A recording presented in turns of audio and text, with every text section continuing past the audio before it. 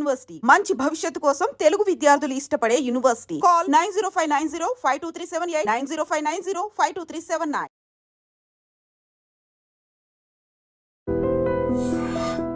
కాడేళ్ళ చాలా దూరాలు వస్తాయి. వెళ్తాం తెల్లవారు వాళ్ళు ఇచ్చి భజన అయిపోయి ఇవన్నీ సర్దుకొని వచ్చేకాడికి 6-7 అయింది.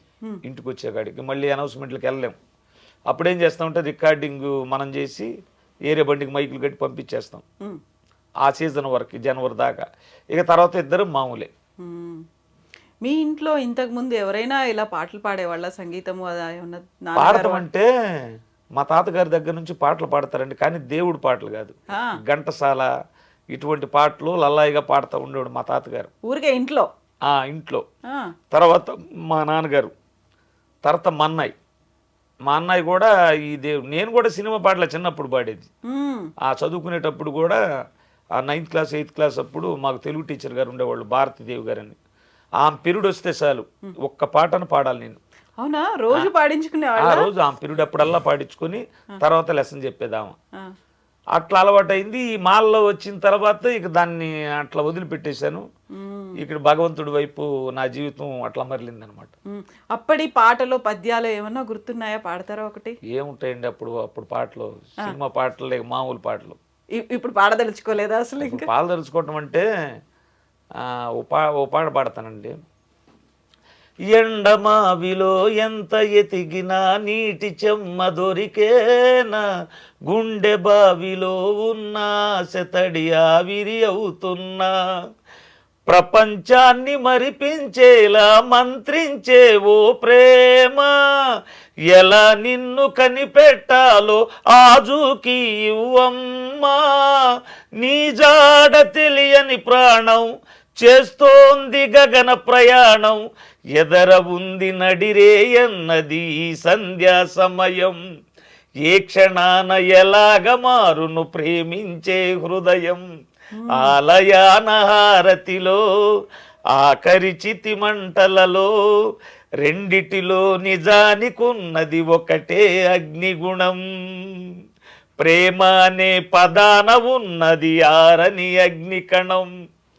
మొత్తం అంతా ఇప్పుడు డివోషనల్ సాంగ్ ఎట్లా ఉందో ఈ తాత్వికం, ఈ ఫిలాసఫీ అనేది కూడా అదే పాటలు సెలెక్ట్ చేసుకోవడం కూడా. నేను అవే వింటాను మేడం. బాగా మెలడీలో ఉన్నాయి, సాడ్గా బాగా బాధపడతా పాడతాడు చూడండి. సినిమాల్లో కూడా నాకు అటువంటి పాటలు అంటే నేను బాగా ఇష్టం అండి. ఎందుకంటే మనం ఒక పాట పాడినప్పుడు అది మనిషికి శరీరానికి తగలకూడదు, చొచ్చుకుపోవాలి, హృదయానికి గుర్తుపెట్టుకునే విధంగా ఉండాలి ఆ పాట. నేను ఎక్కడైనా నా లైవ్ భజనలో ఉంటాయండి, 1000 మంది వస్తారు, ఆడవాళ్ళు వీళ్ళు చాలామంది వస్తారు. అయితే ఒకటి అక్కడ స్వాములకేమో ఇవి నచ్చవు, వాళ్ళు చిందులు వేయాలి. ఇప్పుడల్లా డీజే స్టైల్ వచ్చింది, వాళ్ళని చిందులు వేపియాలి. ఈ చిందులు వేస్తే వాళ్ళకి నచ్చదు. వాళ్ళ హృదయాలకు మహిళలు ఉన్నారే, వాళ్ళకు హృదయాలకు అత్తుకుంటే చనిపోయేదాకా గుర్తుపెట్టుకుంటారు ఆ కళాకారుణ్ణి. కొంతమంది శాస్త్రీయం తెలిసిన వాళ్ళు వస్తారు సంగీతం, మరి వాళ్ళకి తగ్గట్టుగా ఉండాలి. ఇన్ని రకాలు ఉంటేనే ఆర్కెస్ట్రా. అటువంటి పాటలు ఎన్నో పాడా నేను.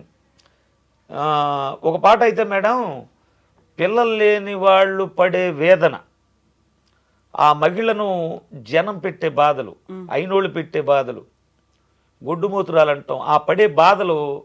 ఒక సన్నివేశం గురించి మన హైదరాబాద్ గంగపుత్ర నరసింహరావు గారని, ఆయన అయ్యప్ప స్వామి భక్తుడే, ఆయన ఒక పాట పాడాడు.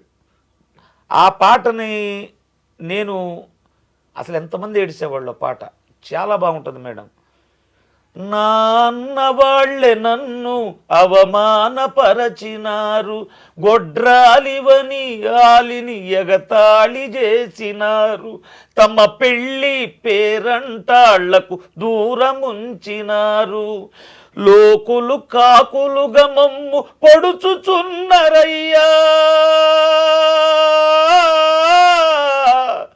లోకులు కాకులుగా మమ్ము పొడుచుచున్నరయ్యా, ఆ పొద్దుబోయేదాకా నీ కాళ్ళు విడువనయ్యా, మా శబరికొండ స్వామి మా మొర వినవేమి, వరాలిచ్చి మమ్ము కరుణించవేమి, తెలిసో తెలియక మేము తప్పు చేసినా మన్నించే మా తండ్రి నిన్ను నమ్మినా.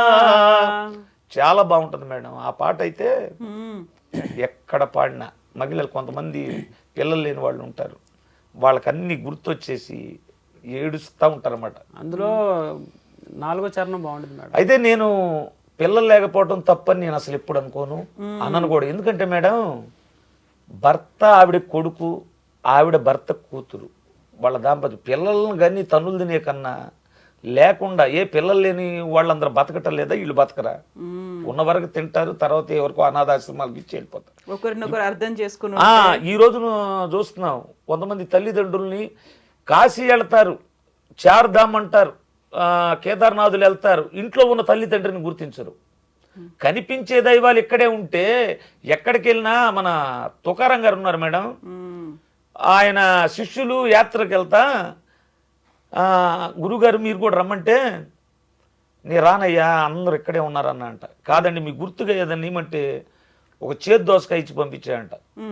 మీరు వెళ్ళిన అన్ని క్షేత్రాల్లోకి తీసుకెళ్ళండి, అన్ని తీర్థాల్లో ఉంచండి, దీని గుణం మారిద్దేమోనని. ఆ మొత్తం తిప్పుకొచ్చి గురువు గారికి ఇస్తే, అరే ఇన్ని పుణ్యక్షేత్రాలు తిరిగిన దోసకాయ ప్రసాదంగా కోసి పంచి పెట్టమన్నా అంట. ఒకడు నాలాంటి ఉండి గురువు గారు ఇది చేదుగుందండి అన్న అంట. అట్లాగే ఇక్కడ నిర్మలం లేనప్పుడు ఎక్కడికి వెళ్ళినా నీలో ఉన్నాడు భగవంతుడు చూడగలిగితే. ఇప్పుడు అద్దంలో ప్రతిమ చూడాలంటే మళ్ళీ నన్ను తుడిసేయాలి, అప్పుడు ప్రతిమ కనపడిద్ది. నీలో ఉన్న కామ క్రోధ మదమాత్సర్యాలు రాగద్వేషాలు తీసేయకుండా భగవంతుడు కనపడమంటే కనపడతాడా?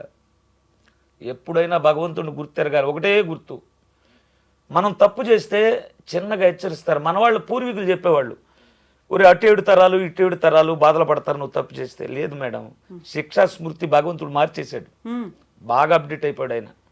పిల్లలకు కూడా సంబంధం లేదు, ఎవరు చేస్తే వాళ్ళకి వెంటనే శిక్షలు కర్మ మారి. ఇప్పుడు మనం అప్డేట్ అయినప్పుడు ఆయన అవ్వకుంటాడు మేడం, మనల్ని నడిపి మనకంటే ముందే ఇప్పుడు అప్డేట్ అయి ఉన్నాడు. ఆయన శిక్షణ స్మృతి చాలా క్లారిటీగా ఉంది ఇప్పుడు. ఏమన్నా ఒక్క మాట అన్నారనుకో, దొంగతనానికి వెళ్తే దొరికితే తన్నులు తినాలి, తప్పు చేయటానికి అనుభవించగలిగితేనే చెయ్యాలి. తప్పు చేసి సాగిలు పడితే పోతాయి అనుకుంటే అది దానంత పొరపాటు లేదు నన్ను అడిగితే. అదే ఇదే. మనం గోడకు బంతి కొడితే ఎట్లా వస్తుందో, మనం చేసిన పుణ్యమైన పాపమైన అట్లాగే వస్తుంది మన చేతికి. శ్రీకృష్ణుడే చెప్పాడు కదా మేడం, ఏం చేయవసరం లేదు, పండు పండితే అదే రాలిపోద్ది. అలాగే పాపం పండినప్పుడు ఆయనే చూసుకుంటాడు మొత్తం. ఎంత సింపుల్ గా చెప్పారు కొండల స్వామి గారు. ఇప్పుడు చాలా వరకు పెద్ద పెద్ద పండితులు, ప్రవచనకారులు వాళ్ళు శ్లోకాలని చదివి భగవద్గీత, భారతం, పురాణాల్లోంచి వాటి నుంచి మేము తీసి చెప్తున్నాము అన్నదాన్ని చాలా సింపుల్ వర్డ్స్లో అందరికీ అర్థమయ్యేలా ఎంత చక్కగా చెప్పారు అసలు మీరు. ఇప్పుడు దానికి కూడా మేడం నేను ఒక చిన్న విషయం, పెద్దవాళ్ళ గురించి నేను చెప్పకూడదు. ఏదైనా మనకు తెలిసి చేసింది ఫలితాన్ని ఇస్తుంది అంటారు. మనం కొన్ని పూజలు చేస్తూ ఉంటాం మేడం, ఆహ్వానం దగ్గర నుంచి స్వామివారిని ఉద్వాసన చెప్పే వరకు చేస్తాం. నేనేమంటానంటే ఏ వేద పండితుడైనా పూజకు దంపతులు కూర్చున్నప్పుడు మనం పిలిచేటప్పుడు ఇదిగో ఈ మంత్రం దీనికి సంబంధించింది, ఇదిగో ఆవాహయామి రమ్మని పిలుస్తున్నాం, ఆసనం సమర్పయామి మీకు కుర్చీ చేసాం, వస్త్రం సమర్పయాం బట్టలు సమర్పించాం, ఇట్లా పామర జనానికి తెలియజేసేటట్టుగా పెద్దలు చెప్పగలిగితే, అర్థాలు ఆ పూజలో అర్థం తెలిస్తే అది ఇంకా కనెక్ట్ చిత్తశుద్ధితో చేస్తారు. మనసా వాచ కర్మ. వాళ్ళు తెలవక ఏం చేస్తారంటే పంతులు గారు మంత్రాలు చదువుతున్నారు అని చెప్పి వాళ్ళు నీళ్ళు ఏమంటే నీళ్ళు వేస్తారు, పూలు ఏమంటే పూలు వేస్తారు. దానిలో అర్థం తెలియదు. ఆ తెలిసేటట్టు చేయగలిగితే ఇంకా బాగుంటుంది మేడం హిందూ మతం అనేది.